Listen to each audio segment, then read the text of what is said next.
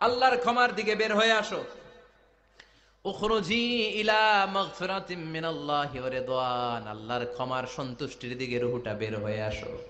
Smoothly বলার সাথে সাথে মুমিনের দেহ থেকে রুহুটা বের হয়ে আজরাইলের হাতে চলে যায়। স্মুথলি বলার সাথে সাথে স্বাচ্ছন্দ্যে আনন্দে মুমিনের দেহ থেকে রুহুটা সা করে বের হয়ে মালাকুল মাউতের হাতে এসে পড়ে। পড়েন সুবহানাল্লাহ। আল্লাহ এমন মৃত্যু তুমি আমাদের নসিবে রেখে দিও, চিৎকার করে পড়েন আমিন। আর যারা ইসলাম মানে নাই, আর যারা কোরআন মানে নাই, আর যারা দিন কায়েমের আন্দোলন করে নাই, দিনকে ভালোবাসে নাই, বাম আর রামপন্থী ছিল, নাস্তিক ছিল, ইসলাম বিরোধী ছিল, তাদের কাছেও মালাকুল মাউত আসে কি আসে না?